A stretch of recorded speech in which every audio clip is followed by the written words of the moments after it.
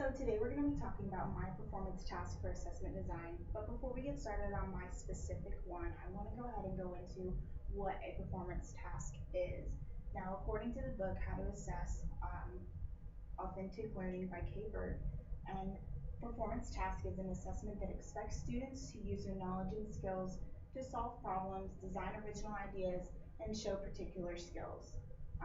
When this is broken down, it essentially means that students are allowed the opportunity to apply the knowledge and the skills that they've learned through lecture, discussion, any sort of instructional strategy that's been used, and they don't really have strict constricting guidelines that they have to follow. So for my performance task, the grade level was grade level 12 and the class was agribusiness.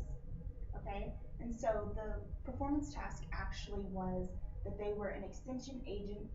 They were asked by the extension agency to give a presentation over how the methods of winter wheat have affected farming. And so their role is that they are responsible for presenting the information um, that shows effective winter wheat farming methods over the past 10 years. They're going to do research on this, put it into any form of visual representation, and give a verbal presentation along with show their visual representation of this information. Um, and they have to show how each method has affected the crop at that time. So the audience would be new and old wheat farmers. Anybody's welcome. That is the luxury that extension agencies get. They get to spread information throughout the whole state. So, and then their goal is to educate all farmers of current effective winter wheat farming methods by showing how different methods have affected that crop. So they're going to have to go back, show how each method has affected it, and kind of give farmers a roadmap to how they've reached the method that we are currently using. So my state standard that correlates with this is that students will write independently over extended periods of time and for shorter time frames, vary their modes of expression to suit audience and task, synthesize information across multiple sources, and articulate new perspectives. That is a language arts state standard for 12th grade writing. Their learning objective is that students will communicate how different farming methods affect businesses through independent research and a classroom presentation. So again, they will, as both the standard and the objective state, they will work on their own to create a presentation that's presented to an abundance and a variation of wheat farmers to show them how effective winter wheat farming can occur. This is my rubric, and so it's broken down into 6 different sections. First is the methods section, and it states that students will have expressed 5 methods of farming and have accurately described how these methods have affected farming. And so as we remember in the role, they have to show how that method affected the crop at that time. That should be present in their presentation. That's to get a 4. The business portion is that students have expressed and shown how their businesses have been affected due to the changing methods using a verbal and visual presentation complete with graphs. So graphs are important because it can show how the yield of the product has increased or decreased or remained the same throughout the years, and that method can be visually seen as either a positive or a negative. Again, that's for a 4. The organization of the presentation has to be logical and sequential, meaning we can't say that in 2000 that we used this specific method, and then in 2007 we used this method and affected farming like this, and then you go back to 2001. It needs to be sequential as far as show a progression of methods to reach this specific point. The presentation, students have to be able to give good presentations. So they are going to be graded on how clearly I hear the information, as well as their verbal and nonverbal communication skills. So no crossing arms, no hands on hips. We want to try to teach them to present information in a professional manner. Again, those two things were for a 4. Their appearance, the students should be dressed in a professional manner. There's no exceptions for this. Again, we are teaching our students to give an effective presentation in a professional manner. They should be professionally dressed. Spelling and grammar, because they are high school seniors and we are preparing them to move on to that next step, the expectations for this is also high.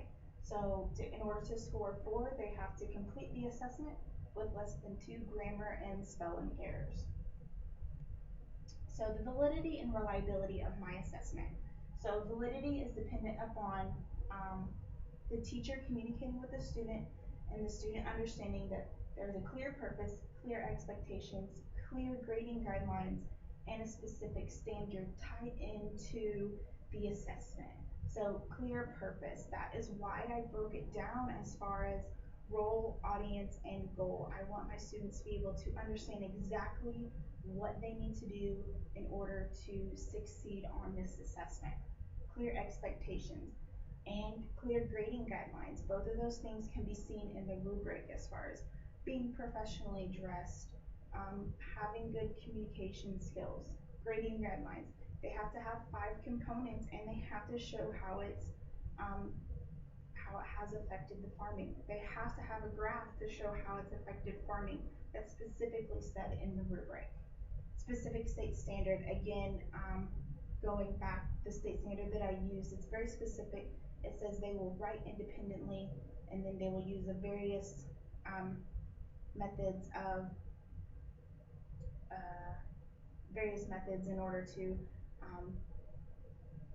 present that information, whether it be writing, verbally, non-verbally, something like that. In this case, it will be verbally.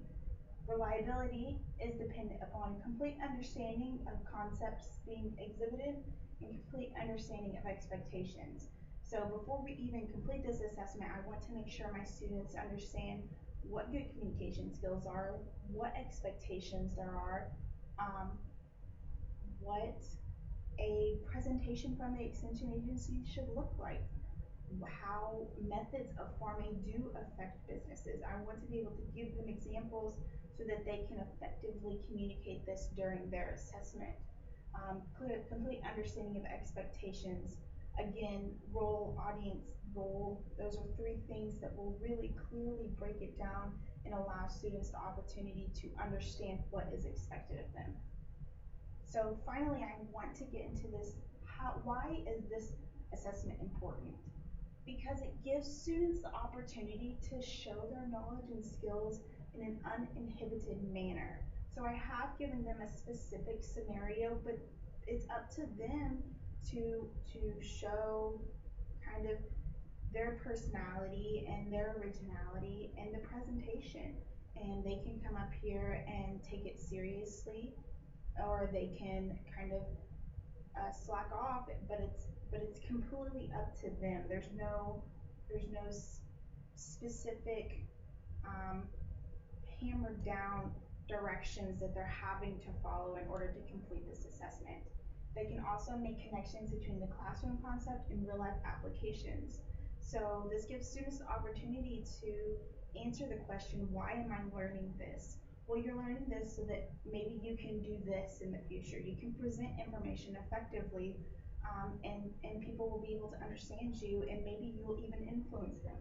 And finally, it gives students feedback. And so, as well as teachers, it gives teachers the opportunity to see if that transfer of information is occurring.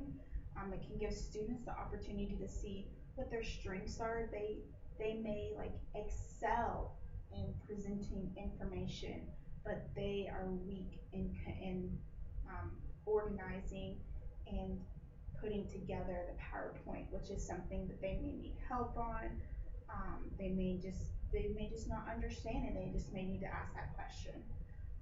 But this is why this is important, and I'm a huge fan of performance task assessments. Thank you.